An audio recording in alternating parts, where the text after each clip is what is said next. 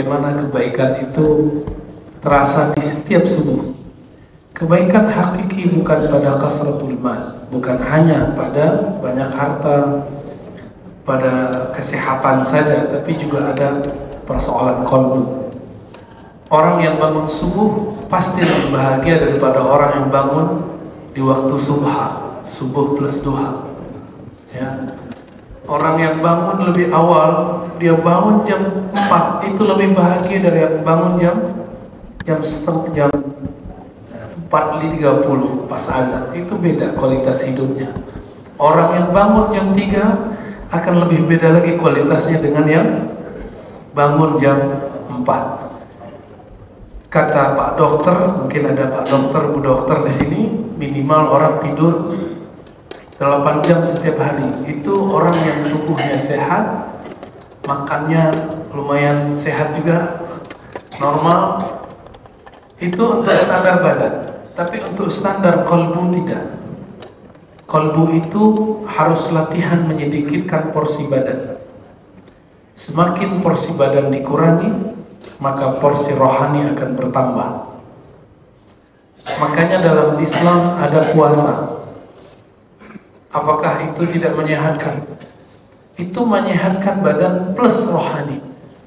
Karena rohani kita tergadaikan, terpenjara oleh tubuh ini. Makanya setiap hari Sabtu nanti kuliner-kuliner pada rame. Itu roh kita tersiksa. Kenapa?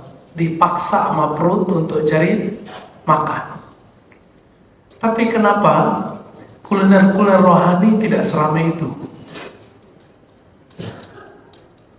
Kecuali di sebagian tempat ada masyaikh kita, guru-guru kita, ketika buat ta'lim itu emang ramai. Cuma sekali sebulan event-eventnya. Nah, nanti kita lihat ya, bahwa kita memang masih belum memperhatikan nutrisi rohani. Bapak saudara ikhwan akhwat fillah, mohon maaf suara saya belum maksimal, jadi ngomongnya pasti tidak sekuat biasanya. Kita pada pagi yang penuh berkah ini akan mengkaji kitab Al-Hikam. Al-Hikam itu kecil ya, ini salah satu bentuk syarah. Syarah bahasa Arab artinya komentar. Salah satu tradisi ulama-ulama di Timur Tengah sana, ketika ada kitab itu disebut teksnya dengan matan. Lalu matan itu dibuat penjelasannya. Jika teksnya Al-Quran, maka penjelasannya disebut dengan tafsir. Jika selain Al-Quran, maka disebut dengan syarah atau hasyiyah.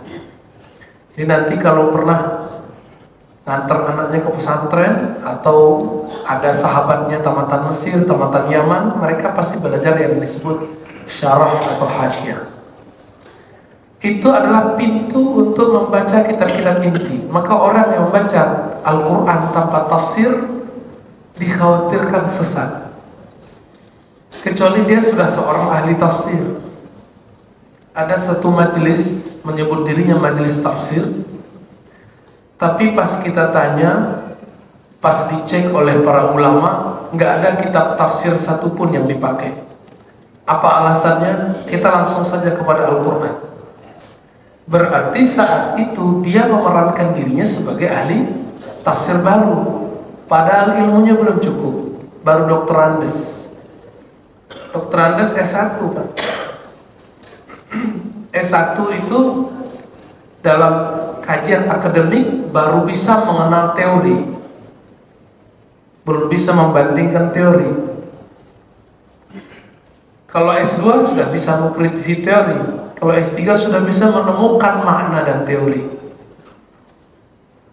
Makanya ulama kita, guru-guru kita nulis tafsir itu di akhir hayatnya. Contohnya Buya Hamka.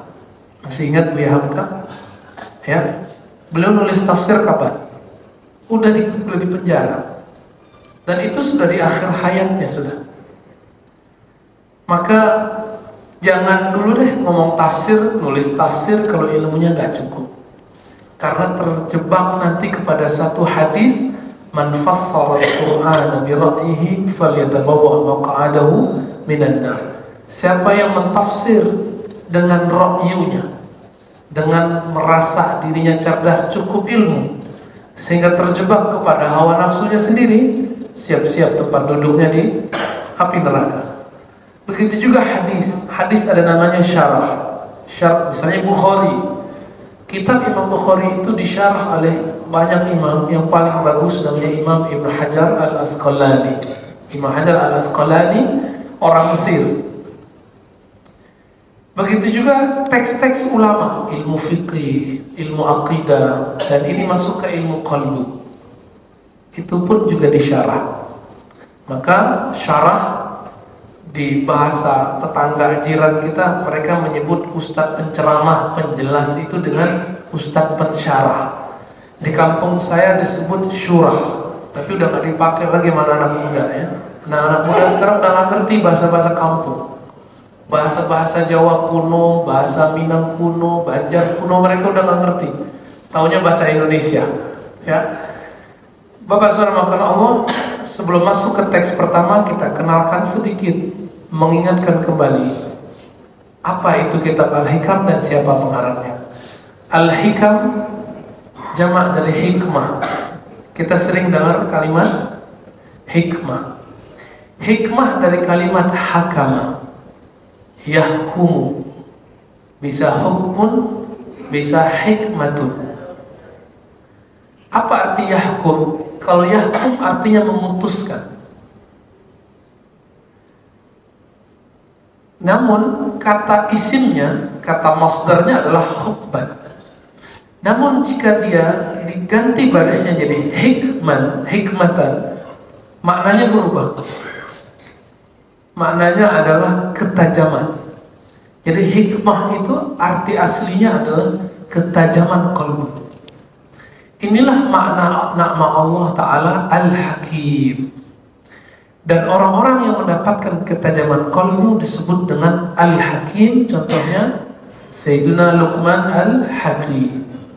Luqman Al-Hakim diperdebatkan siapa orangnya, tapi ulama ahli sejarah dalam ilmu tafsir sepakat mengatakan Luqman itu kulitnya hitam.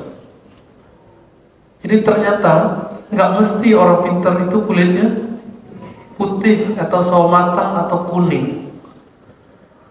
Ternyata dia orangnya kulitnya hitam. Namun ulama kita beda lagi, apakah Luqman nabiyun am waliyun? Apakah sekedar seorang wali atau sudah seorang nabi? Kebanyakan ahli tafsir mengatakan dia seorang wali, bukan seorang nabi. Jika benar demikian, berarti Allah mengapresiasi setiap orang yang sudah mempunyai hikmah. Maka jadilah Luqman yang baru. Luqman yang disebutkan di situ. Dan semua Luqman dimulai dari satu ajaran, yaitu tauhid. Tauhid di situ bukan teorisasi, tapi tauhid itu adalah ta'alluqul qalbi billah. Ketika qalbu bergantung kepada Allah, bukan kepada selain Allah. Itulah tauhid. Bukan teori sifat 20, bukan teori Allah, tauhid uluhiyah, itu teori tauhid. Tapi tauhid hakiki ketika di qalbunya tidak ada sesuatu selain Allah Ta'ala.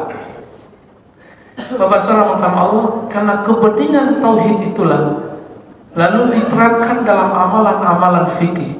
Apa kata Nabi? Man shallal fajr. Siapa yang sholat fajar di masjid berjamaah tentunya, berapa hari? Fi arba'ina yawman, fi arba'ina sabah, dalam masa 40 hari minimal, nggak putus.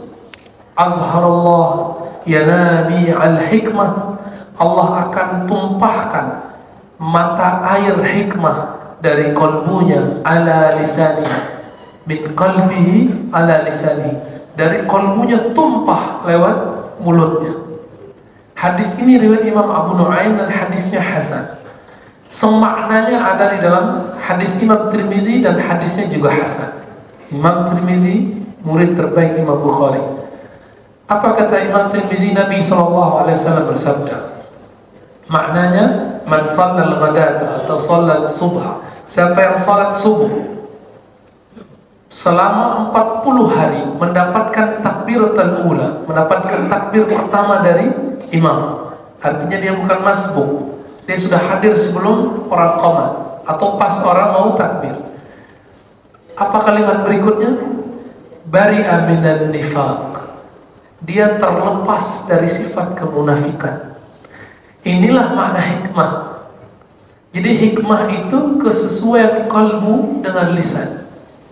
Ketajaman kalbu yang tampil dalam lisan.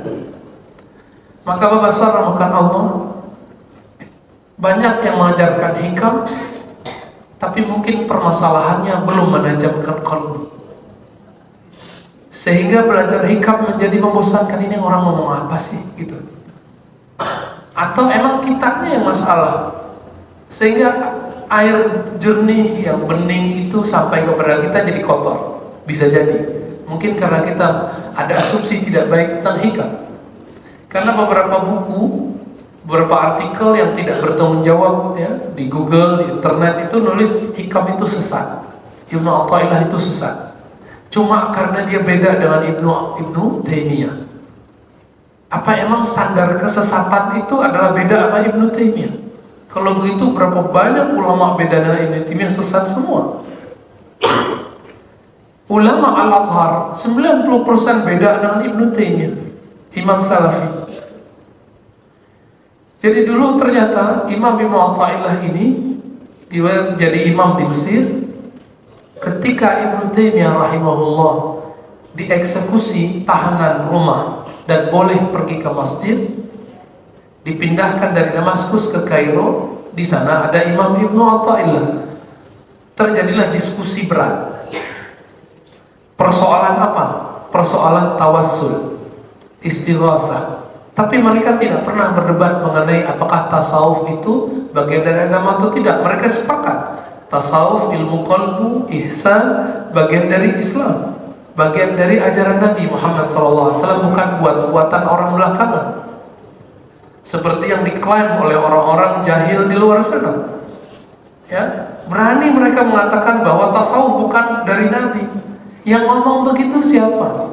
Katanya antum nggak suka orientalis. Yang ngomong begitu kan orientalis. Kebetulan, kebenaran saya dosen orientalisme di Pascasarjana S3 IIK. Ya, kalau mau ketemu kita di sana ya, kita cek siapa yang pertama kali mengatakan bahwa at-tasawuf itu minal Yahud wa Nasara. Ya, tasawuf itu dari Yahudi dan Nasrani. Yang mengatakan dari Nasrani itu di Khalsan. Orientalis dari Inggris. Dia punya buku Mysticism. Apa kata dia? Islam itu macam-macam ya. Kalau tasawufnya diambil dari Nasrani. Nah ini, kemudian itu diambil katanya, antum nggak suka sama orientalisme, kok malah ikut dia? Nah, Bapak rahmatkan Allah, kita udah jelaskan panjang lebar. Tasawuf itu bukan aneh-aneh. Tasawuf itu sederhana. Kalau ada sholat sah batal, rukun sholat disebut fikih. Keyakinan bahwa Allah ada itu disebut akidah. Rasa bertemu Allah yang maha ada itu yang disebut tasawuf. Sederhana nggak? Sederhana. Bukan tasbih, bukan serban, bukan ini ya, bukan gamis, bukan. Rasa ketika berhadapan dengan Allah yang maha ada itu. Allah mengatakan dirinya, "Idza sa'alaka ibadi anni," jika hambaku bertanya kepadaku, apa jawaban beliau? Aku dekat, qarib. Tapi udah terasa belum? Belum terasa. Berarti baru belajar tafsir. Belum belajar tasawuf. Udah belajar tasawuf, tapi kok kerasa? Berarti baru belajar mendengar tasawuf, belum mengamalkan tasawuf. Jadi kita lagi belajar ini. Kalau menerapkannya itu pakai zikir dong. Jadi tasawuf itu sederhana. Tebar sajadah, pejam mata, langsung zikir. Itu dia tasawuf. Kalau sekarang namanya ilmu tasawuf. Ya. Selama lebih kurang 14-13 tahun saya sibuk ngajar hadis. Tapi ternyata saya tertipu oleh kebodohan saya, yang saya anggap itu kecerdasan. Apa itu? Saya kira mengetahui hadis ini sahih tidak sahih itu adalah puncak pengetahuan. Ternyata enggak. Ketika saya tahu hadis ini sahih tidak sahih, ternyata persoalan belum selesai. Di fikih aja belum selesai. Betapa banyak hadis yang saya anggap dhaif, ternyata hadisnya diamalkan oleh para ulama.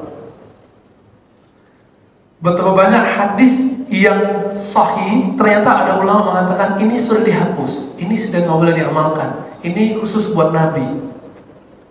Ternyata ilmu hadis nggak ada ilmu fikih kesepian, bingung mau amal. Ilmu hadis nggak belajar ilmu akidah, nanti orangnya akan menyerupakan Allah, ya. Karena di dalam hadis banyak sekali Allah mengilustrasikannya sangat humanis sekali. Sebenarnya itu bukan Allah ingin menyerupakan dirinya dengan makhluk, tapi Allah itu betul-betul akrab dengan kita. Tapi ahli kalam debat mulu. Makanya kalau sudah bahas itu, kalau ada ustadz bahas itu langsung debat Ibnu Taimiyah, Wahabi, Salafi, Asy'ari, debat sampai selesai. Dan kita jadi bingung. Terus yang benar gimana? Udah ngomong Tuhan kemana-mana, di aras-aras itu gimana, bersemayam itu gimana, tapi gak ada efeknya di kolbu, malah bikin hati keras, malah bikin ramai di masjid-masjid, gagal fokus. Ketika Allah mengatakan yanzilu Rabbuna, hadis qudsi, Tuhanmu turun, Rabbmu turun, aku turun ke langit dunia. Kalau orang yang terjebak pada hawa nafsu pemikirannya akan sibuk turunnya gimana caranya, masuk ke bumi, masuk ke langit, itu Allah mengecil dong, menepati dong. Itu perdebatan kita sebut perdebatan kalam, nggak penting. Ini yang ketemu dalam kitab-kitab ahli kalam, baik kalam Asy'ariyah ataupun kalam Salafiyah, sama, gagal fokus. Imam Asy'arinya nggak begitu, Imam Ahmadnya nggak begitu. Padahal fokus hadisnya nggak di situ. Di mana fokus hadisnya?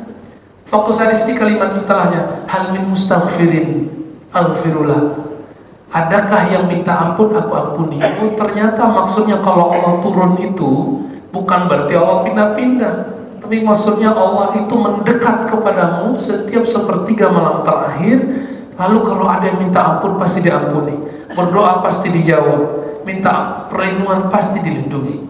Itu fokus hadisnya. Tapi orang-orang teolog sibuk yang di tengah-tengah itu. Maka muncullah ilmu namanya ilmu teologi, ilmu kalam, ya. Berkalam-kalam terus. Bapak saudara Allah. Sedangkan yang fokus tadi merasakan dekatnya Allah, itu yang disebut ilmu tasawuf. Akhirnya saya membaca hadis itu tergantung hadisnya. Jika hadisnya hadis fikih, kita baca dengan ilmu fikih. Jika hadisnya ilmu akidah, kita baca dengan ilmu akidah. Jika dia sedang ngomong tentang qalbu, kita baca dengan bab at-tasawuf. Jadi 3 ilmu ini nggak boleh dipisah-pisah. Sekali dipisah, seperti suami istri berpisah, ya, nggak sempurna. Sholatnya nggak sempurna, zikirnya nggak sempurna. Imam Ibnu Athaillah ini wafat tahun 709 Hijriah. Beliau pakar ilmu akidah, pakar ilmu hadis, pakar ilmu tafsir, mazhab Maliki. Jadi kalau subuh beliau nggak kunut, Pak. Subuh beliau nggak kunut. Maka kunut nggak kunut bukan berarti ngerti ilmu qalbu atau nggak qalbu. Itu persoalan fikih, ya. Gurunya bernama Abul Abbas Al-Mursi. Bukan Mursi yang diturunkan itu, ya, yang sudah wafat, Allah yarham. Ini Mursi yang lain, ini Mursi yang sudah lama. Abul Abbas Al-Mursi, ada yang baca Murisi. Beliau ini murid terbaik dari pendiri Thariqah Syadiliyah, Imam Abul Hasan Asy-Syadili. Abul Abbas Al-Mursi, dia seperguruan dengan imam yang sangat alim namanya Izzuddin bin Abdissalam. Bedanya Izzuddin jadi pakar ilmu akidah dan ilmu fikih, sedangkan imam yang ini Abul Abbas, gurunya beliau, pakar ilmu qalbu dan pakar ilmu fikih. Ketika Ibnu Athaillah datang, itu semua murid-muridnya mengatakan, wahai Tuan Guru, itu cucu dari orang yang mengkafirkan kamu, 3 turunan datang ke tempat kita. Jadi ternyata Ibnu Athaillah punya kakek. Kakeknya itu bernazar setiap kali khutbah, setiap kali sholat mengatakan Abul Abbas Al-Mursi sufi zindik kafir. Begitu Pak. Jadi ahli fikih kalau nggak belajar kolbu itu kasar mulutnya. Maka antum lihat saja, kalau ada orang yang mimbarnya itu jadi panas karena kata-kata dia, itu dominan fikih. Buah bibirnya sunnah, bid'ah, syirik. Nah, itu berarti akidah. Kadang-kadang nggak syirik dibilang syirik, nggak bid'ah dibilang bid'ah. Saking ingin membersihkan Islam tapi terjebak kepada hal-hal yang halnya normatif ya, yang nggak penting kadang. Bapak saudara Allah, ketika Imam Athaillah itu datang, niatnya apa? Dia mendengar dari ayahnya, dari kawan-kawannya, kakekmu mengkafirkan Al-Mursi, As-Sufi. Ibnu Athaillah kemudian mengatakan, oh, jika saya mendengar begini, saya wajib tabayyun. Fatabayyanu, surat Al-Hujurat. Maka beliau datanglah ke zawiyah, ke langgar, ke surau, ke pesantrennya Al-Mursi. Sampai di sana, sebelum masuk ke dalam, Abul Abbas Al-Mursi selesai sholat, beliau bilang, nanti akan ada orang datang, anak muda, kalau dia datang, tolong kasih tahu saya. Beliau masuk ke kamarnya. Tidak lama setelah itu datang orang ini. Ini disebut firasah. Benar disuruh masuk. Ketika masuk, proses masuk itu orang-orang nanya, "Hei Syekh, kenapa ente terima itu orang yang mengkafir-kafirkan? Ayahnya mengkafirkan, kakeknya mengkafirkan engkau." Apa jawaban beliau? Jika Nabi SAW masuk ke Taif, dilempar, dianggap gila, dianggap juga sama ya, majnun, bahlul, dilempar. Saya cuma dilempar dengan kata-kata. Maka ketika saya dilempar dengan kata-kata, saya berdoa seperti Nabi berdoa, ya Allah, mungkin dia tidak ikut aku, tapi tolong jadikan turunannya menjadi muridku. Itu doa beliau. Seperti Nabi doa, apa doa Nabi? Ya Rabb, fa innahum la ya'lamun. Ini adab seorang dai. Jadi kalau dai itu beda sama jamaah, nggak mengutuk jamaah, nggak bilang alirnya al-bid'ah, nggak bilang gitu. Tapi kalau ketika terjadi perbedaan dengan jamaah, bahkan dihujat jamaah, bahkan diusir jamaahnya, dia mengatakan ya Rabb, fa innahum la ya'lamun. Ya Allah, mereka tidak mengerti misiku. Mereka tidak mengerti kebeningan qalbuku untuk mengajak mereka. Bukan malah kemudian kita bawa-bawa nama jihad sesama muslim. Apa yang kemudian dia katakan? Dia kata Rasulullah SAW, tolong ya Allah jadikan keturunan mereka iman kepadaku. Maka antum melihat sekarang kota Taif itu kota muslim. Di situ Abdullah bin Abbas berkubur ya. Dan itu negerinya agak sejuk ya, banyak pohonnya. Silakan ke sana jika pergi berhaji dan umrah. Bapak saudara ikhwan akhwat fillah, sampai ketemu Abul Abbas Al-Mursi. Akhirnya Abul Abbas berdialog dengannya, diajak sholat, diajak zikir. Bingung Ibnu Athaillah, apa yang dikafirkan oleh kakekku? Dia bingung dari awal, jadi dia jadi juri nih, perhatiin, kok nggak ada yang kufur, kok nggak ada yang bid'ah. Semua yang diamalkan ada dalam hafalan dia, dalam kitab-kitab yang dihafal. Akhirnya dia minta maaf kepada Abul Abbas Al-Mursi dan mengatakan, aku ingin jadi muridmu. Nah, inilah tasawuf. Tasawuf itu tabayyun. Ya, nggak berhukum sampai kita melihat sendiri, bertanya sendiri, nggak kata orang. Saya melihat di YouTube itu, sekarang udah jarang lihat ya. Ada ustadz ditanya tentang tasawuf, tapi selalu ngomongnya kata orang tasawuf itu. Lalu kemudian dia udah berfatwa tentang tasawuf. Apalagi dia nggak lihat langsung mengatakan tasawuf itu zindik. Orang kalau bertasawuf nanti kalau udah sampai level tinggi nggak sholat. Emang ada tasawuf begitu? Antum pasti ada yang udah mempelajari thariqah sufi. Apakah gurunya pernah meninggalkan sholat? Nggak ada. Ya. Kalau iya namanya bukan sufi, yang suka film, ya nonton film, nonton bola, ninggalin tahajud.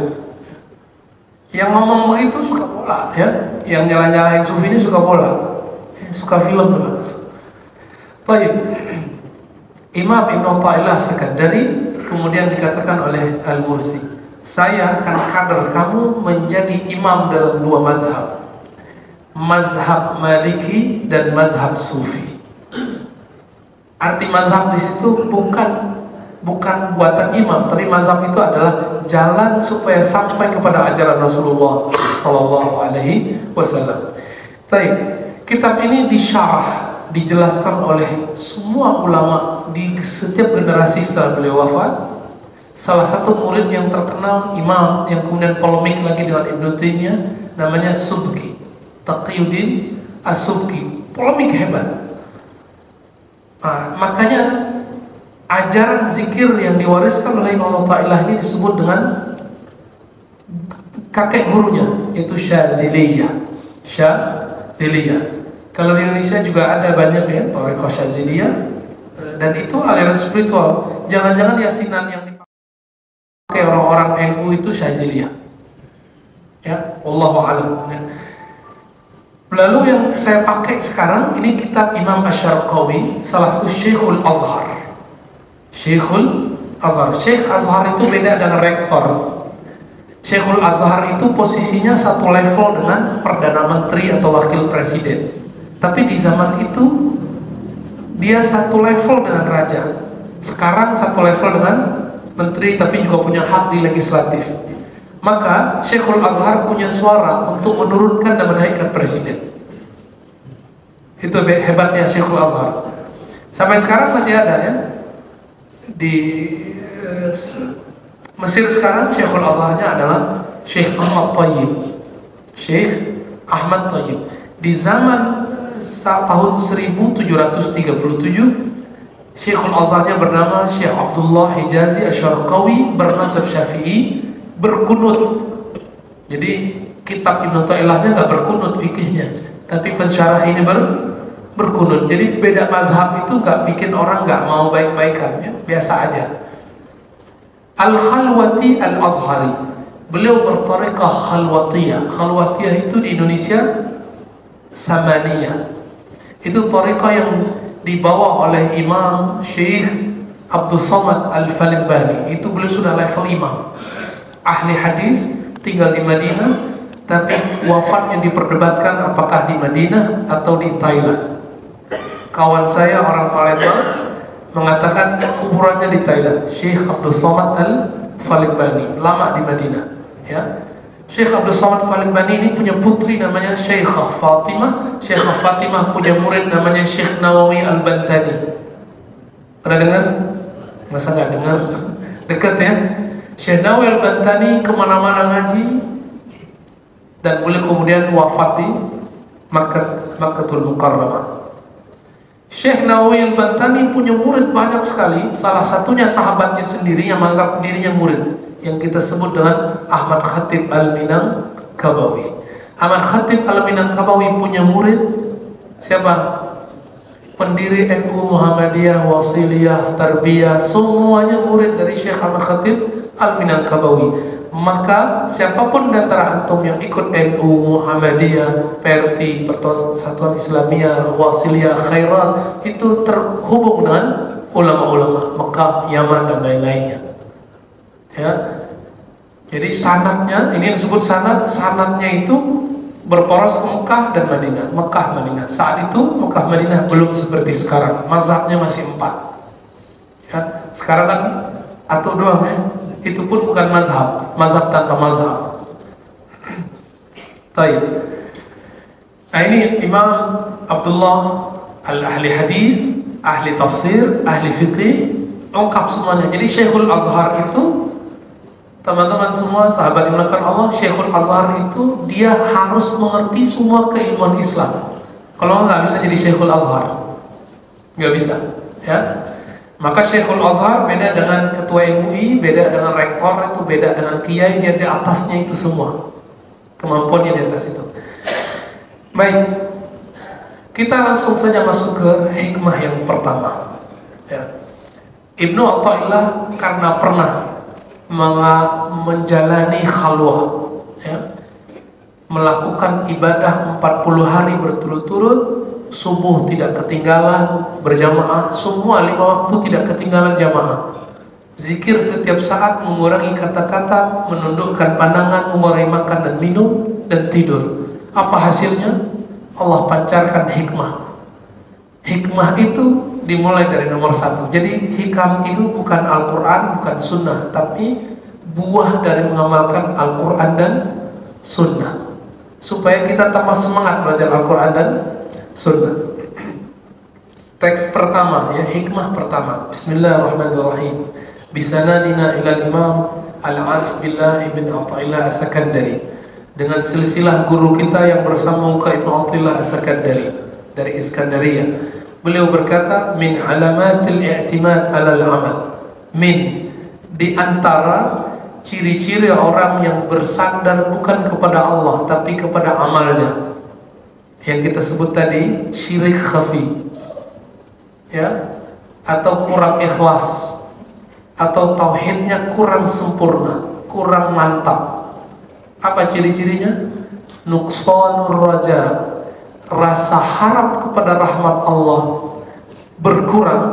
Nuqsan inda wujudiz zalal, ketika terjadi suatu musibah rohani. Apa musibah rohani? Maksiat. Jadi ciri-ciri orang-orang yang tidak kuat ilmu tauhidnya dalam kalbunya, ketika dia maksiat hari ini, dia tidak yakin Allah mengampuninya. Kalau dia doa, dia tidak yakin Allah mendengar. Coba saja kita maksiatnya, terus kita mau sholat, kita ngerasa, ya Allah kotor nih, udah kotor aja sekalian, gak usah sholat sekalian. Kawan saya, dia bangun subuhnya telat, jam 7. Dia telepon, aku masih boleh sholat nggak? Saya bilang, kamu wajib sholat, bukan boleh. Tapi itu udah lewat. Nggak enak ah, ya sudahlah, bablas sekalian deh gitu. Nggak ada rasa harapnya kepada Allah. Itulah baru level yang kecil. Ada level yang berat. Beberapa orang-orang yang terkena maksiat, kehormatan diri, menjaga kehormatan, ketika terjebak dalam maksiat itu, dia mengatakan, ya sudahlah. Ketika dia punya hubungan spesial dengan orang kekasihnya, ya sudah, hancur-hancur sekalian, kotor-kotor sekalian. Pernah dengar orang begitu? Sering dengar ya? Itu ciri-ciri kolbunya tidak nyambung kepada Allah. Kolbunya masih bergantung kepada banyak amalnya. Lalu gimana obatnya? Bapak saudara makan Allah. Maksiat dan taat itu bukan ngomong baik buruk, tapi maksiat dan taat itu kita lagi ngomong ilmu kalbu. Bukankah ada orang yang taat lalu dia merasa sok suci? Benar? Itu benar nggak? Orang yang maksiat, ketika dia maksiat lalu merasa dirinya kotor, itu lebih baik daripada orang yang taat lalu merasa sok suci. Betapa bahayanya ilmu qalbu ini kalau kita nggak paham. Orang udah sholat nih, udah sholat, tapi ternyata dia merasa dirinya hari ini mukmin, tetangganya yang nggak sholat di samping rumahnya munafik. Ini orang disebut di Quran fawailul lil musalli, celaka bagi orang yang merasa dirinya sholat. Jadi di Quran itu ada dua diksi. Aqamus shalah, aqimus shalah. Mendirikan sholat itu beda dengan musallin. Mendirikan sholat itu saya menunaikan sholat semampu saya lahir batin, berusaha khusyuk lahir batin. Ketika udah sholat, tadi antum udah sholat semua, khusyuk nggak? Udah coba-coba, mau imamnya suaranya bagus nggak bagus, kalau kalbunya nggak bening nggak bisa khusyuk. Paling nangisnya karena suaranya merdu, ingat kampung. Bukan karena emang ayatnya itu berkesan, bukan karena yang mengirimkan ayat itu punya kekuatan menyentuh, bukan, tapi karena si ustadznya suaranya bagus. Ini bedanya khusyuknya orang-orang yang paham ilmu qalbu dengan yang khusyuknya baru ngerti merdu suara. Ya, Bapak saudara makan Allah. Jadi maksudnya apa ayat ini? Fawailul musallin. Kalau terjemahan kan celaka bagi orang yang sholat. Itu bahaya terjemahan begitu. Terjemahannya harus ditambah, celaka bagi orang yang sudah merasa taat, merasa sholat. Itu terjemahan yang tepatnya. Jadi ketika pulang nanti, ketika ada kita melihat ada orang nggak sholat, nggak usah jadi juri. Cukup katakan, ya Rob, kalau aku merasa diriku sholat, sholatku belum khusyuk, belum tentu engkau terima. Siapa tahu dia ini ketika telat bangun langsung nangis, ya Allah kenapa saya telat? Jadi dia nangis karena malu kepada Allah, telat. Coba nanti ketika Allah takdirkan di antara bapak ibu saudara ikhwan akhwat ini rajin sholat subuh, tahu-tahu bablas sampai jam 8 gak bangun-bangun. Ketika bangun kita mulai pusing, ketika takbir mungkin nangis. Jangan-jangan ketemu ilmu qalbunya saat sholatnya sholat subha, sholat plus subuh plus duha itu. Siapa tahu? Orang taat bertahun-tahun, puluhan tahun, nggak pernah dia merasakan getaran-getaran kalbunya. Allah itu tahu orang-orang begini, ceburin dikit deh ke kotoran, nanti dia akan nangis ketika dia sholat. Maka orang-orang yang merasa dirinya suci, saya suci, jijik ngeliat orang mojok, ketika melihat artis, tuh ahli neraka gitu. Kita kan nggak tahu dia neraka apa enggak, tapi kenapa berani mengatakan itu? Orang-orang ini Allah akan ceburkan kepada apa yang dia benci. Benci ngeliat orang mojok, nanti Allah akan buat kita mojok dengan orang-orang yang tidak halal. Kita jijik ngeliat orang yang buka aurat, nanti mata kita akan Allah buat, rasain nih ya, terpapar oleh aurat-aurat yang terbuka. Saya ini sok suci Pak, lalu tiba-tiba Allah setting pergi bulan puasa ke Paris dakwah di sana, jadi ustadz di sana. Ustadz matanya jelalatan itu gimana kira-kira? Summer tahu? Udah gimana bajunya mereka? Ya, saya puasa makan minum, tapi mata saya nggak bisa puasa. Tapi ketika pulang saya bingung nangis, ya Rob, baru kali ini ngerasain puasa. Kok mata saya nggak bisa ditahan? Ya, kulitnya mereka kan bening-bening Pak ya. Kulit kita selalu mateng semua ya, mateng semua. Jadi mata kita udah gosong kulitnya. Di sono gosongnya karena nggak mau kedip. Ketika pulang puasa nggak tanggung-tanggung. Kita puasa di sana 18 setengah jam. Wah, suci banget tuh ya. Suci apaan ya? 5 jam terpapar di jalan, di kayak MRT kita, metro namanya, di bus, ya Allah ya. Saya merasa selama dua kali ke sana merasa betul-betul tidak puasa, nggak kuat ya.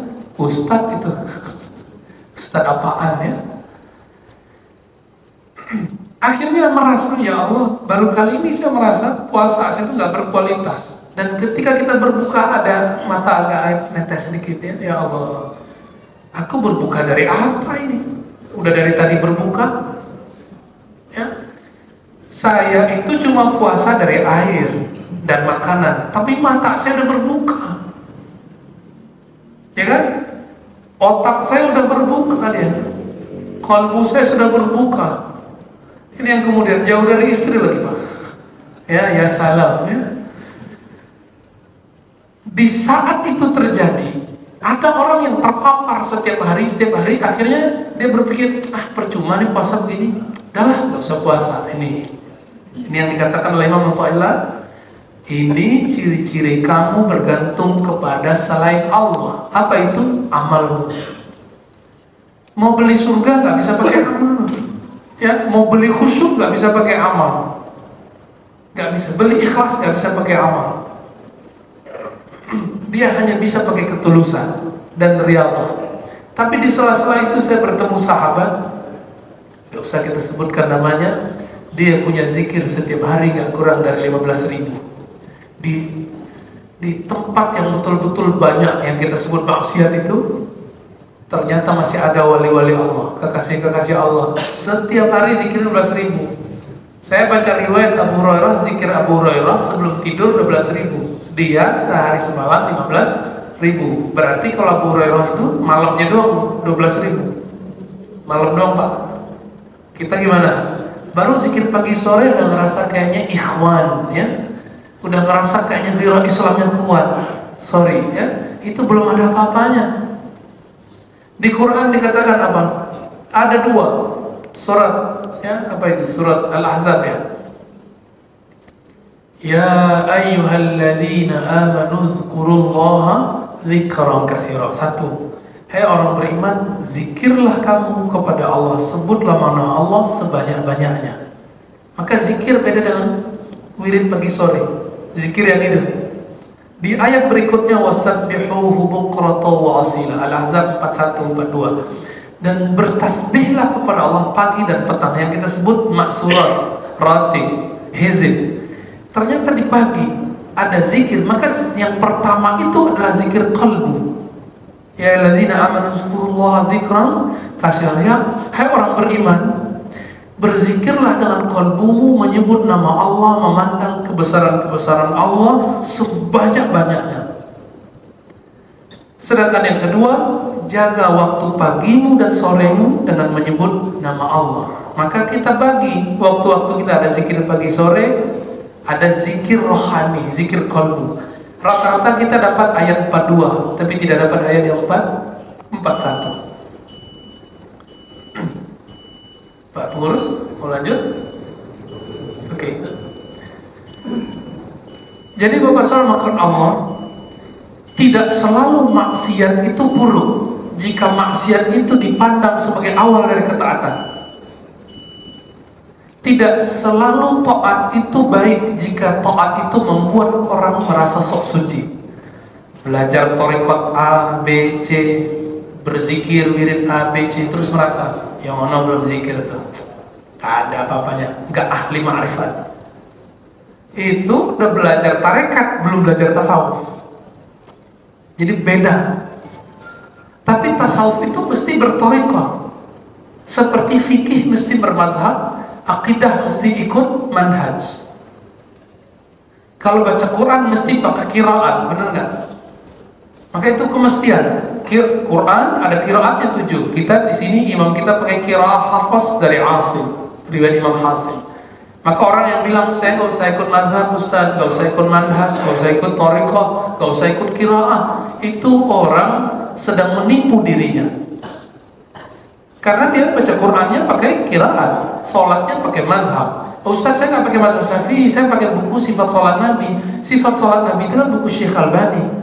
Syekh Albani itu menghantam mazhab bapaknya Hanafi dan semua mazhab yang ada, lalu dia mengatakan saya tidak terikat dengan mazhab apapun. Itulah mazhab baru, mazhab yang tidak terikat. Itu mazhab Albani, udah mazhab baru lagi. Maka cara sholatnya agak beda sedikit ya. Naruh tangannya, cara naiknya, kepal tangannya ketika bangun itu sudah beda. Maka antum jangan heran.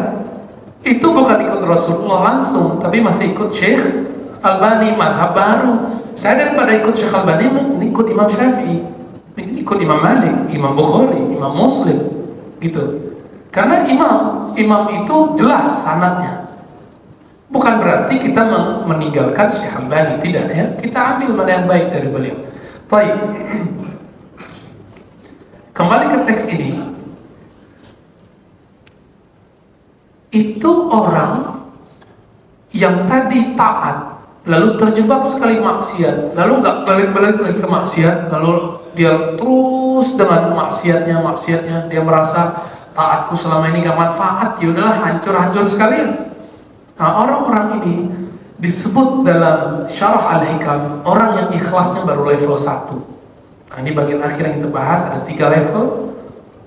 Level 1 itu disebut ikhlasul awam, ikhlas orang-orang awam, atau disebut ikhlasul abid, ikhlas orang yang baru taat ibadahnya ritual, belum spiritual. Ketaatannya baru normatif ya, sholat, udah begitu-gitu aja, baru biasa. Orang begini sudah nggak merasa maksiat kalau dia sudah sholat, walaupun sholatnya nggak khusyuk, yang penting dia udah sholat, udah jamaah, udah ngerasa dirinya sesuatu. Orang-orang ini rentan terkena bab ini. Makanya saya ditanya, kok ada orang baru hijrah menikah dengan hafiz, tiba-tiba sekarang jadi murtad? Ya kan? Artis itu, antum nggak boleh benci anaknya. Itu suatu saat kalau kita benci terjadi sama kita. Ya, dia lagi semangat ingin memperbaiki dirinya dan berjodoh dengan seorang hafiz. Tapi ternyata untuk memperbaiki kalbu nggak bisa pakai hafal Quran. Untuk meluruskan kalbu harus pakai isi Al-Quran. Ini yang disebut al-hikmah. Makanya Rasulullah itu metode dakwahnya bukan hafalan. Kalimatnya berapa? Yatlu di surat Al-Jumu'ah ayat 2. Yatlu alaikum ayati. Misi pertama bacain, itu hafalan. Tapi ada yang berikutnya. Wa yu'allimuhumul kitabul hikmah. Tapi sebelumnya yuzakihim, ya, membersihkan mereka, mempurifikasi mereka, mentazkiyah mereka. Lalu yu'allimuhumul kitabul hikmah, mengajarkan mereka kitab dan hikmah. Jadi dibedakan kitab dan hikmah. Meskipun dalam syarah-syarah hadis hikmah dikatakan sunnah, tapi bagi ahli zikir hikmah itu adalah ketajaman qalbu, wisdom, ya, kebijaksanaan seorang Nabi Sallallahu Alaihi Wasallam. Bapak saudara makan Allah, itu level pertama. Orang ini ciri-ciri indikatornya. Kalau itu ada pada kita berarti kita level 1. Satu, kalau ibadah orientasinya pahala. Kalau ketemu yang wajib sama sunat, duluin sunat. Contohnya taklim sama sholat syuruk, duluin sholat syuruk. Itu kalau belum paham, kecuali mau buru-buru silakan, ya. Mau buru-buru silakan antum duluan. Tapi kalau antum sudah paham, sholat syuruk itu hukumnya sunnah. Ngaji itu nutrisi wajib di kalbu. Kalau sudah paham itu undur dulu sholat syuruknya. Belajar fikih dong, ya. Di fikih sholat syuruk boleh sampai sebelum duha. Enggak mesti di masjid kok. Meskipun di hadisnya disebutkan di masjid. Itu kan contoh aja. Ahli fikih mengerti namanya bil misal, itu contoh aja. Ya. Pernah kita ngaji sekali, saya lupa jelasin begitu. Bunyi syuruk, langsung pada berdiri semua. Lah kita ngomong sendiri, Pak. Jadi semangat, ini ciri-ciri orang baru level 1. Berpikirnya nggak proporsional. Nah, mendahulukan yang sunat daripada yang wajib. Jadi ciri-cirinya yang pertama tadi apa? Ngejar pahala. Salah kan ngejar pahala? Nggak salah untuk level 1. Takut dosa, iya. Kita takut siksa, itu level 1. Level 2 itu orang ibadahnya sudah mulai semi-semi spiritual, tapi masih pakai intelektual nih, pakai kecerdasannya. Orang-orang ini biasanya sudah bisa mengkondisikan rohaninya untuk bisa taat, tapi nggak kuat. Kalau khusyuk itu paling tahannya cuma sampai iya karena bunuh ya karena saya itu udah hilang, ya. Tapi orangnya udah top, dia udah nggak nyari pahala lagi. Yang penting saya bisa khusyuk. Maka orang ini nggak menganggap amalnya itu banyak pahala. Bagi dia, gimana biar saya khusyuk dalam sholat. Orang ini masih mengejar itu. Tapi dia mengejar bukan dengan caranya. Kalau saya mau menyembelih ayam, itu pakai sendok atau pakai pisau? Ya, kalau udah jadi baru pakai sendok sama garpu. Sama, cari khusyuk nggak pakai ini, Pak. Ini itu untuk mikir. Maka pikiran itu banyak. Jadi kalau sholat pakai pikiran, nanti pikirannya jalan-jalan. Ya. Sholat itu pakai kolbu. Kolbu itu nggak pernah mendua. Maka orang kalau bisa poligami itu karena di sini emang banyak daftarnya, ya. Tapi kolbunya sebenarnya hanya mencintai satu tipe. Tipe itu ada separuh di orang ini, ada seperempat di orang ini, makanya jadi 4 nanti, ya. Wallahu a'lam bishawab. Di level 2 ini dia sudah haus rohani, tapi caranya kurang pas. Akhirnya terjebak pada ilmu kebatinan. Nah, ciri-cirinya apa? Kalau zikir ini maharnya ini, gitu. Jadi pemburu kubur, dikira kalau ke kubur khusyuk. Ke kubur itu melembutkan kalbu. Zurul kubur fa innaha tudzakirul maut. Ziarah kubur untuk melembutkan kalbu, bukan cari kesaktian. Nah, orang level ini udah cari kesaktiannya, maka dikubur wirid ribuan, ngejar setoran biar kalbunya punya kekuatan rohani, ya dapat sakti. Sederhana, orang push up 40 hari berotot. Orang rajin latihan fisik, latihan silat, dia akan jadi jawara. Orang latihan olah batin nanti jadi ahli kebatinan. Maka pada sakti-saktinya orang level ini nih, doanya hebat-hebat. Kalau dia jadi pengobat alternatif, itu canggih-canggih ya, pakai air putih sembuh. Tapi levelnya baru di situ. Ujung-ujungnya nanti kembali ke bawah, fulus. Ya, ujung-ujungnya fulus mahar. Orang ini belum dapat kebahagiaan, tapi orang yang level ini rata-rata antum itu mungkin yang di bawahnya dikit kali. Udah pengen cari khusyuk tapi masih sama kayak orang nyembelih ayam pakai sendok tadi. Jadi nggak tahu caranya. Dia ini udah hampir tahu caranya tapi salah obsesi, salah ketemu guru. Akhirnya jadi kebatinan. Jika dia tulus karena niatnya ingin mencari keridhaan Allah, Allah nanti akan tarik orang-orang ini semua yang level 1 dan level 2 ini kepada level 3. Apa itu level 3? Salat bukan lagi harap pahala, bukanlah hanya harap surga. Dia harap surga, tapi bukan hanya harap surga, tapi harap bertemu dan dapat ridho yang punya surga. Kalau Allah sudah ridho, kita masuk surga, kita bisa ketemu Nabi di surga. Tapi kalau kita cuma minta surga, mungkin gak ketemu Nabi di surga. Dikasih surganya, mungkin gak ketemu Allah di surga. Antum diterima oleh seseorang di rumahnya yang bagus, tapi dia gak mau ketemu. Kira-kira gimana? Pulang aja deh, tersiksa batin kita. Ya, Bapak Saudara makan Allah.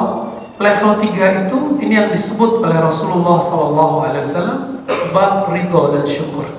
Ketika Nabi ditanya, kakinya kau udah kapalan sholat, bukan cari pahala. Apa kata beliau? Aku ingin berterima kasih kepada Allah. Maka bab terima kasih itu akan selalu merasa dirinya tidak maksimal untuk taat, nggak pantas mendapatkan pahala, apalagi ngejar surga. Muncullah kalimat yang disalahpahami orang tentang Pak Quraisy Shihab. Apa kata Nabi? La yadkhul jannah ahadukum bi'amali. Kamu gak masuk surga karena amalmu. Lalu sahabat bertanya, wala anta ya Rasulullah, engkau juga begitu wahai Rasulullah? Iya. Illa ayataghammadani Allah birahmati. Namun Allah melimpahkan kepadaku rahmat-rahmatnya sehingga masuk surga. Orang di level ini yang dia cari cuma sayang Allah. Zikir itu mencari sayang. Kalau sudah dapat sayang, surga terbawa, neraka jauh. Mungkinkah kalau Allah sayang kita, kita dimasukin surga? Masukin surga? Mungkin dong. Padahal kita pemaksiat. Mungkinkah orang-orang yang diridhai oleh Allah, Allah biarkan terjebak di neraka? Kan semua kita, wa in minkum illa wariduha. Waridun. Malam tadi masjid 1 Bintaro 1 lagi baca itu. Di situ saya nggak kuat nahan nangis. Ya. Semua kamu waridun, semua kamu pasti lewat neraka. Pasti lewat neraka. Semua kita Pak, imam, makmum, ustadz, semua kita lewat neraka. Itu disebut siratal mustaqim. Siratal mustaqim. Siapa yang tidak kenal Rasulullah, tidak kenal qalbunya, tidak kenal Allahnya, maka dia tidak akan ketemu jalan menuju surga. Maka Nabi mengatakan, man khati'a tariq, man nasiya salata alayya khati'a tariqal jannah. Orang yang tidak kenal aku, tidak salawat kepadaku, dia pasti tersesat masuk surga. Mampir dulu. Nauzubillah min dzalik. Maka cara bebas dari neraka, coba amalkan salawat sekapan saja. Salawat tuh nggak usah pakai salawat aneh-aneh. Salawat tuh macam-macam, ada nariyah, tibbiyah. Udah pakai salawat yang sederhana. Allahumma salli ala Muhammad wa ala ali Muhammad. Boleh pakai sayyidina Allahumma salli ala sayyidina Muhammad wa ala ali sayyidina Muhammad. Udah kemana-mana begitu aja deh, ya. Satu sholawat ada 10 keberkahan. Keberkahan itu yang kita sebut ridho. Maka pintu ridho, mendapatkan ridho Allah adalah cintai Rasulullah. Ini yang dikatakan, ini penutup kalimat saya, qul in kuntum tuhibbunallaha fattabi'uni, ya. Jika kamu mengklaim dirimu cinta kepada Allah, maka ikut aku. Apa kata Rasulullah? Banyakkan salawat kepadaku. Jadikanlah tahmu adalah menyebut namaku. Kalau sudah begitu, kita mau jatuh nanti dia sambar oleh Rasulullah sampai kemudian masuk ke surganya Allah dengan ridho. Insya Allah. Bapak saudara makan Allah, semoga kita yang tadinya level 1 mulai naik level. Oke. Kira-kira itu. Kalau ada yang ditanyakan, tafadhol, silakan Pak.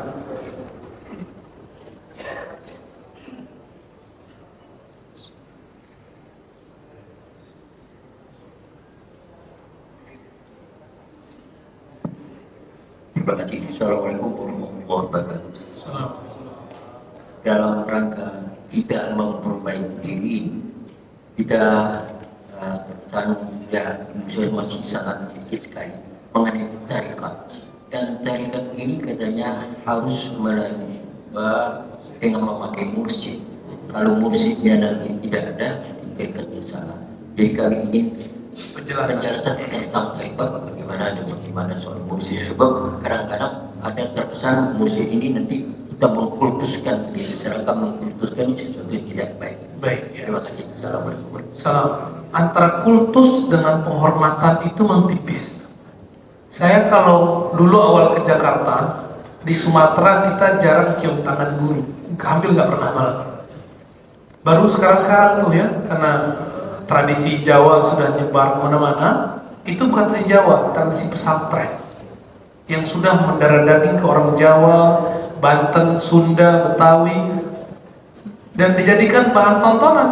Orang guru fisika aja dicium tangannya, benar nggak? Masa guru yang mengajarkan kepada Allah nggak dicium tangannya? Tapi awal saya datang ke sini, Bapak orang mana Pak?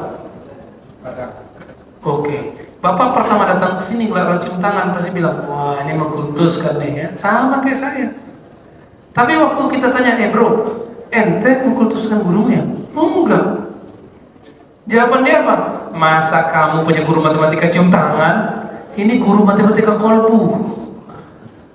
Saya tertampar Pak dengan kalimat itu.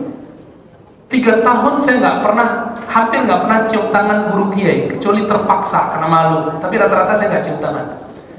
Jadi kami setiap ngaji hadis, setiap pagi selesai ngaji hadis, sahabat-sahabat saya pada berbaris mau cium tangan kiai, saya kabur duluan. Teman saya udah tahu nih, wahai boy ini ya. Kita nggak sakit hati bilang itu, malah seneng. Iya emang gua begini, gimana dong? Apa dong mau gitu? Saya itu kayak merasa lebih alim dari kiai waktu itu ya.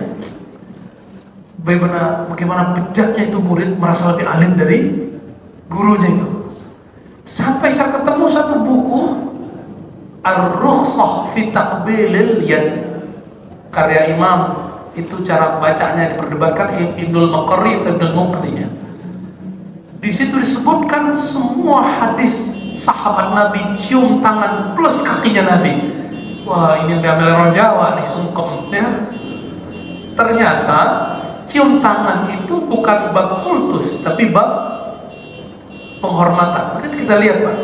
Jadi tergantung kita punya paradigma apa. Oke, apakah benar tidak berguru, tidak bermursyid, lalu tersesat? Sederhananya gini aja deh. Bisakah baca Quran tanpa guru ikra, guru tilawati, guru qiraati? Bisa nggak? Bisa, pakai Latin. Ada teksnya Quran, bawahnya ada Latinnya. Tapi bisakah baca Latin kalau nggak ada guru mengajarkan Latin? Umur berapa baru lancar baca teks Latin? Ya, dari TK kelas 1 udah bisa baca. Tapi baru paham kelas 4, kelas 5. Yang dibaca itu apa baru paham. Lama ya. Kalau ingin membaca teks-teks zahir mesti ada guru sekolah. Masa teks yang batin itu gak ada gurunya? Maka seorang syekh mursyid itu tidak lebih daripada pembimbing agar kita bisa membaca nama Allah secara batin. Sebagaimana kita bisa melafazkan alif lam lam ha secara zahir. Kita kalau baca Allah itu salah, Pak. Tidak ada orang takbir Allah, itu udah salah itu. Tapi secara qalbu belum tentu salah. Siapa tahu dan begitu udah khusyuk.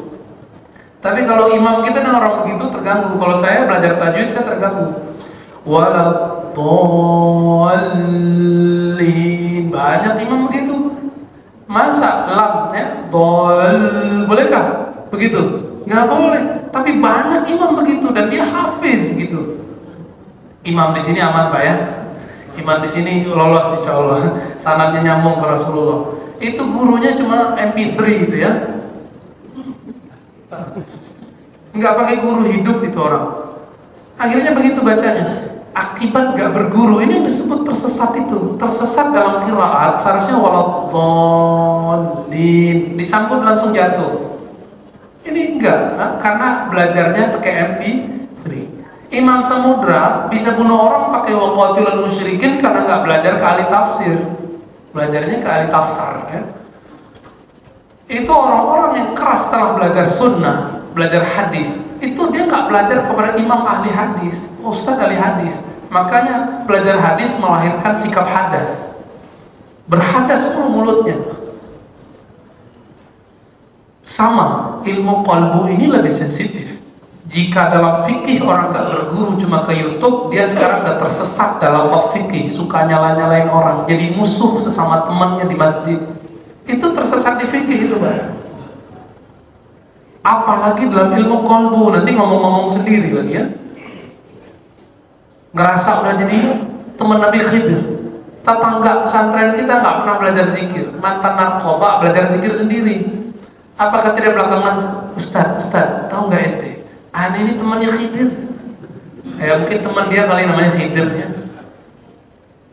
Terus dia bilang ke tetangga saya, Ustadz, saya takut jadi nabi. Dia begitu, sekarang nggak beres. Udah nggak beres Pak. Lalu tetangganya mau bawa dia ke saya bilang saya bukan dokter, ya, bukan psikiater juga. Kita ngurusin kalbu orang yang mau khusyuk, kalbu orang yang mau kenal Allah, bukan orang-orang yang sudah tersesat di situ terus dibalikin. Sama kayak orang stroke itu kan ada yang ringan ada yang berat. Kalau sudah hancur strukturnya di kepalanya kita nggak bisa obatin, emang udah begitu aja tubuhnya.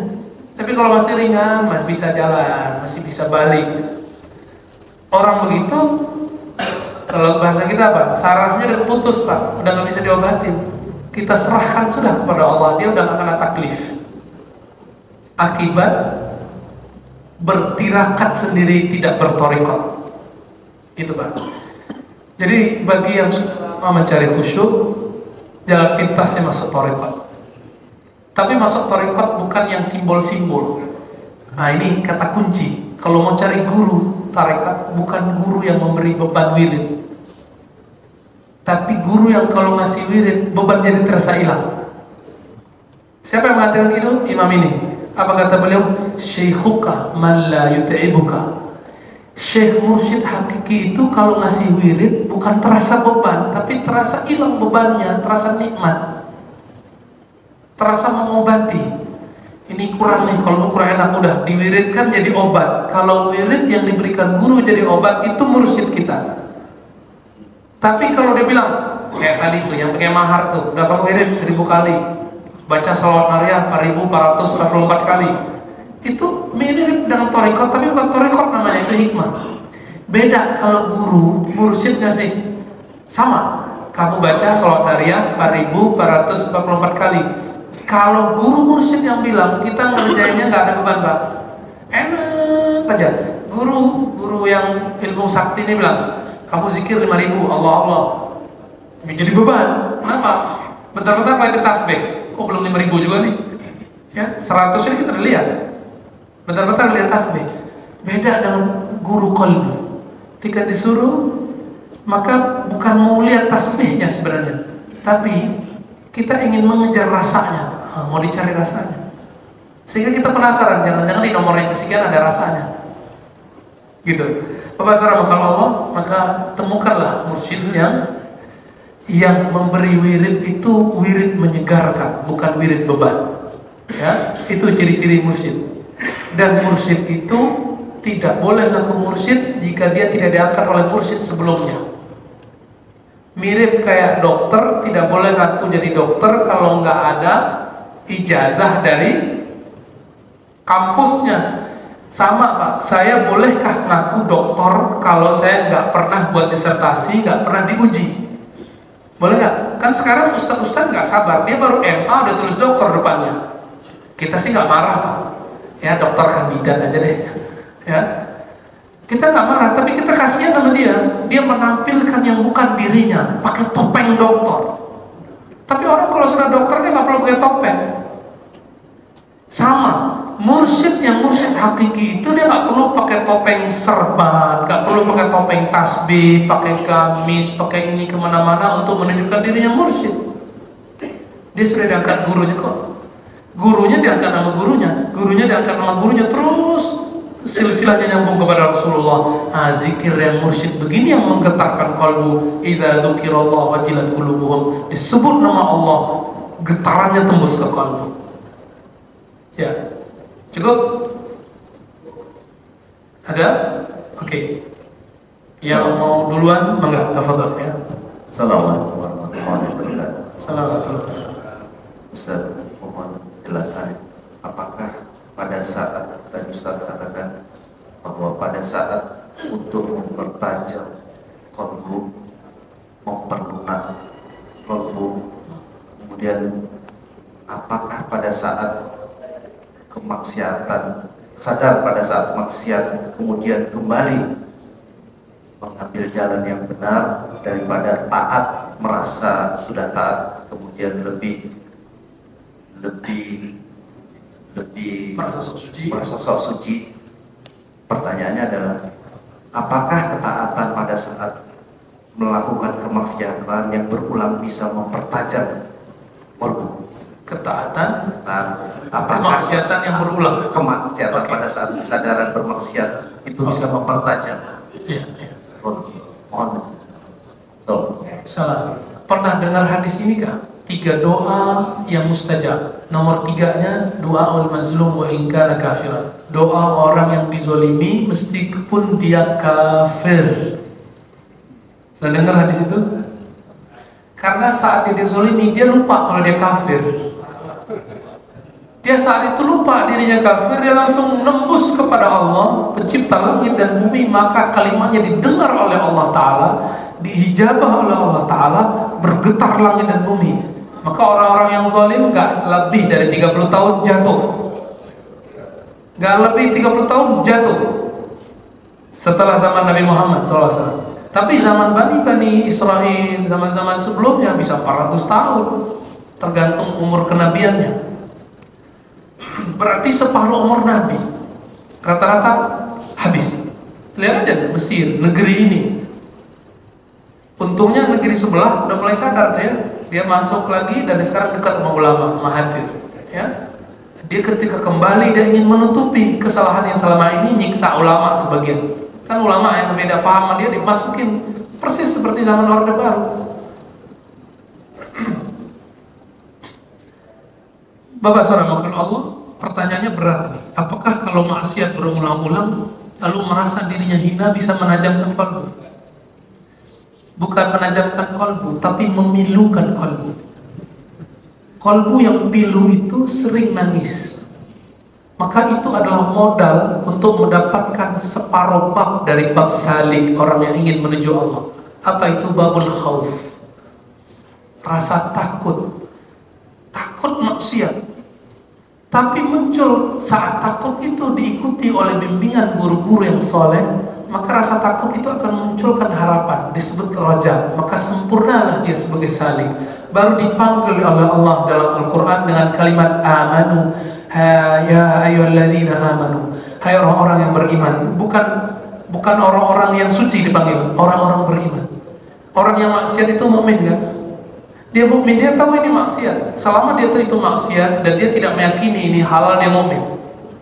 Dikatakan di situ, tubu ilallah taubatan nasuha. Hei orang beriman yang bermaksiat, kembalilah kepada Allah. Maka taubat itu disebut dalam hadis at-taubatu an-nadam. An-nadamu taubah. Rasa menyesal itu adalah taubat. Tapi ketika hari ini dia nyesal, besok ada jaminan gak dia gak maksiat lagi? Gak ada. Yang penting hari ini. Jadi tobat itu jangan pikirkan nanti. Kalaupun nanti dia sambalado, tobat sambalado diulang-ulang, itu urusan nanti. Yang penting hari ini aku tobat. Yang penting hari ini, ya Allah, aku ini kotor. Aku ini mau kembali kepada Engkau. Nanti kita nggak tahu. Siapa tahu habis dia tobat dia meninggal. Maka saya dapat pelajaran besar dari Allah Ta'ala.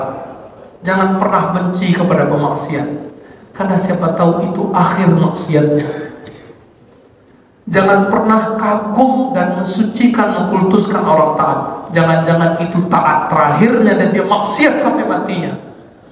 Ini yang dikatakan Nabi SAW.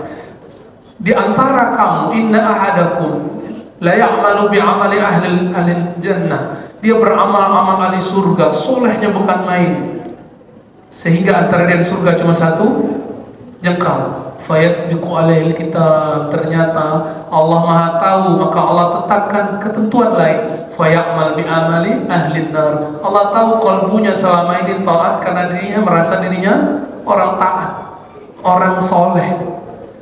Sebelum wafat berubah pikiran, hilang ingatan, gak taat sama sekali, malah ngejek orang yang belajar sunnah. Saya Pak menjelaskan hadis ru'ya, saya dibentak oleh orang-orang yang seumur Bapak.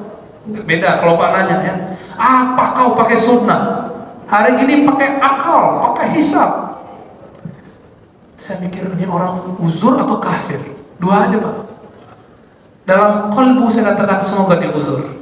Langsung saya tutup, cukup Pak, assalamualaikum. Udah pengen berhenti kita ngaji di situ, ternyata kita diundang lagi, ya udah saya perbaiki lagi. Ternyata kita mau mendamaikan dulu 01, 02, dibentak lagi pakai takbir. Terakhir saya kesana udah. Ya.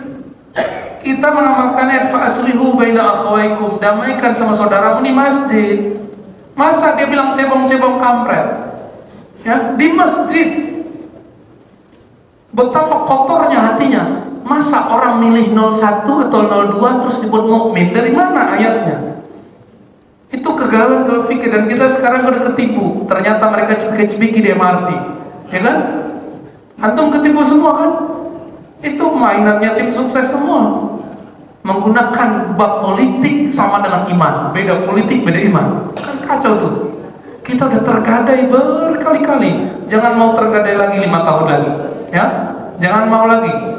Jangan sampai masjid ini menjadi tempat membakar emosi umat, tapi menjadikan kolbu kita tambah dekat kepada Allah Ta'ala.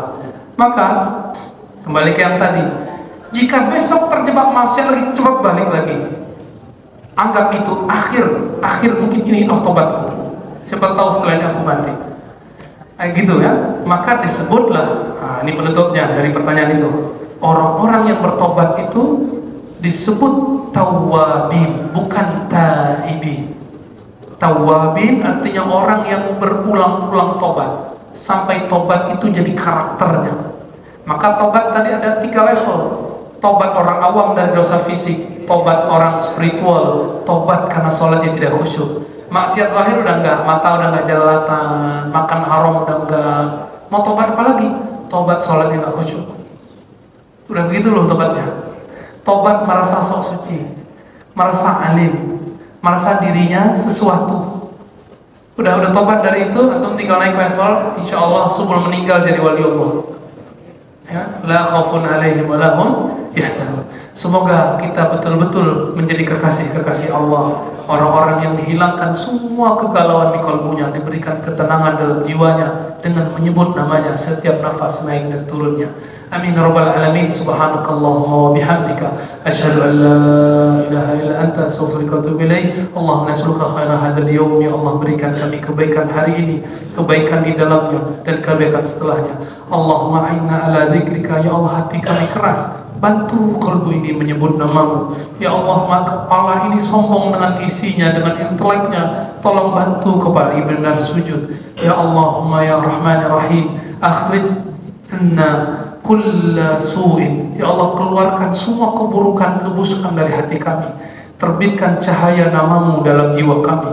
Rabbana atina fid dunya hasanah wa fil akhirati hasanah wa qina adzabannar. Walhamdulillahi rabbil alamin. Wa maaf lahir batin.